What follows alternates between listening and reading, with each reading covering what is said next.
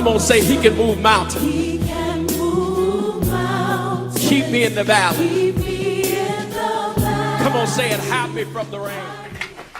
So hi guys, welcome back to Misty Show. You already know. If you haven't subscribed, obviously go subscribe, but then click the bell for notification gap. You already know.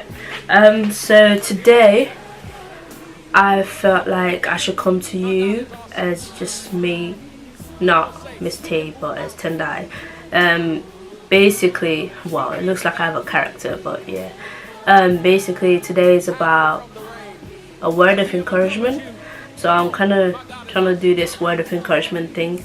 If I can't make it on YouTube every Sunday, then most likely I'll put something up on a Snapchat. So obviously add the Snapchat. So yeah, I'm gonna get started.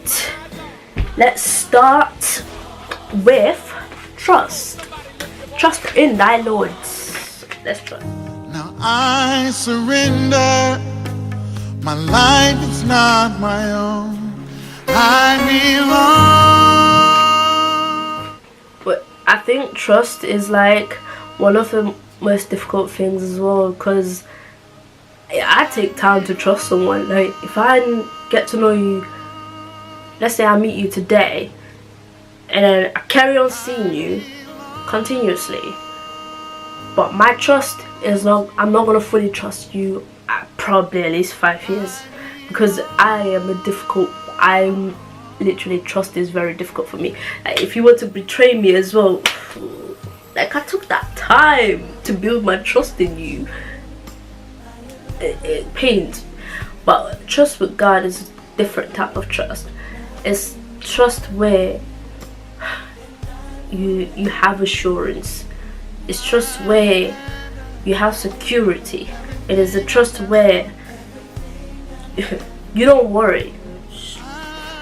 So basically there's like 3 things in trust.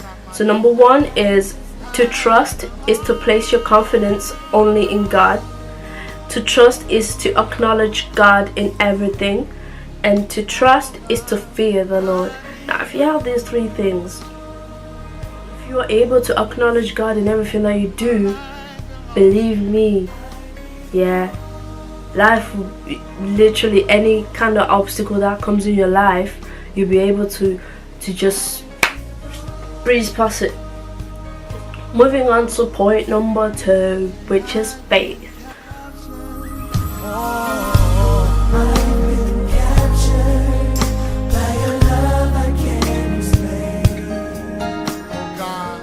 Faith, believing in something that is not there physically.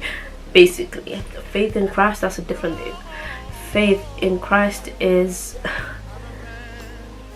basically, it's the next level of assurance. God, do not lean onto your own knowledge, because simply you will get driven away from the path that the Lord has set you to go through, and which is the best path. Not leaning onto your own knowledge, like, I know everything. Yeah, I know what I'm doing. I know my life. No, you don't. You don't. Literally, because the life that we're living right now, it's not ours. It's definitely not ours. It's not our own. It's God's. He's the one that put us here. So, your life with. And the 3rd one is about patience.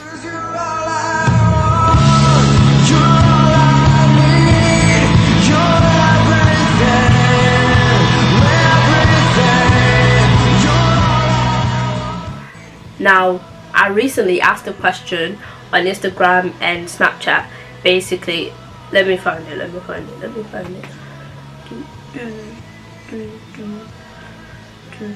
Okay, so the question was, you have been wanting a vacation for a long time. You haven't enjoyed a holiday abroad in the last 10 years simply because your finances and your work life. Now you have been given an option to go to Dubai instantly for 1 month with a VIP package, or you're gonna wait another 5 years and travel around the world to 10 countries of your choice, and they are paid for. Remember, you are at a peak where you need to breathe, take a break, and work is becoming too much. Which one are you picking? Is it Dubai or 10 countries? Now I'm gonna say this, I say this now, yeah. But obviously, if you got answers, put your answers in the comments. I'll read them. I've already had a few discussions with other people. It got heated up, but I want to know what you think, guys, because I want to know, where's your patience? I want to know, how long are you willing to wait? Waiting is always worth it, because you never know what comes after. Usually it's always a better deal. So basically, for I know the plans for you not to harm you, for you to prosper, to give you hope and future. It really touches my heart, because anything that happens in your life is not, God didn't do it to harm you. Now let me tell you a little story about how I acknowledged God's work, how I realized, okay, this ain't a joke, like, God is real. It was a time where, I'm not even afraid to say this, but I failed my A-levels. I failed my A-levels so bad. When I mean so bad, as in I got 3 U's. I got 3 U's. And then imagine going back home with those kind of grades to your parents. What are you gonna say? I felt so bad that in my life I didn't know what to do. So what I did was I went back home, left the results envelope on the table, and I went to my friend's house, and obviously our youth was having a meeting, and then I prayed for me, and we prayed for everyone basically. And then I had a phone call from my mom, because I literally just went to the house and I left it, and I didn't speak to anyone. And these times my mom and my dad was in the house, so I didn't even try to speak to anyone. And then my mom called me, and she's like, "Tonight." And then, yeah, let's skip that story, and then I went back home. But let me tell you, miracles happen. I was shocked, because I was at that point where, like, I don't know what to do in my life right now. Like, I want to progress, I want to go to uni, I want to do this. But you know, when you have made up your plan for your future, you want to do this, and then you're going to do that, and then you're going to do that. And then God says, no, that's not what you're going to do. That is definitely not what you're going to do. I want you to do this, and then that. There is no way your plan is going to go forwards. Trust me. My plan didn't go forwards. I really had the vision board for me to be, okay, now I'll pass my A-level, I'm gonna go to year 13, pass my year 13, I'm gonna go to uni. Obviously I wanted to be in Manchester, innit? But I wanted to be at uni off or something.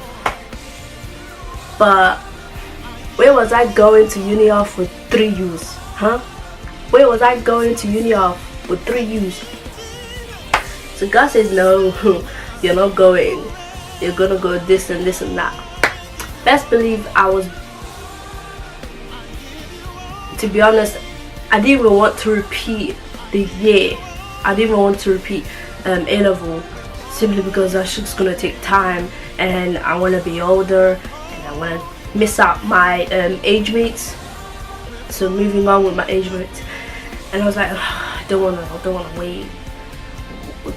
I literally just said, okay, whatever God's plan is gonna take control, because really and truly my plan isn't going ahead. Now when God says I have plans for you not to harm you, this is where I did that sentence, as in, if I failed and God says it's not to harm me, then what is it? Then the next sentence goes, but for you to prosper Now I focused on that word so much that whatever decisions I was made by my principal, whatever my parents said, I was just saying for me to prosper, because the Lord's word does not lie. So whatever's happening now is for me to prosper. Now I got to where I wanted. I made it to uni simply because his word doesn't lie. It was for me to prosper. That I had to fail for me to be here. Basically, I had to fail. Now let me just say to you guys, if you look back at your life and the obstacles that you've been through, or situations that you thought, how am I gonna get past this, how am I gonna overcome this, and now look at you, please tell me where you are. I got run over in 2005 when I was, I'm not even gonna do the maths because I don't know how old I was, but in 2005 I got run over by 4x4 car, but my leg is still here. I'm still standing on 2 feet. But then God says not to harm you. A situation is not permanent. A situation is temporary. It is put there simply because God has a better deal for you. It is put there simply because what can I say? You are too ambitious that you want to run the race, but you haven't trained. Hence, God has to find some way to slow it down. Don't worry about whatever is gonna happen. God's plan is always a better deal. Waiting is worth it. We are a chosen generation. We've been called for to show His excellence. Hey, all I require for life, God has given me, and I know who I am.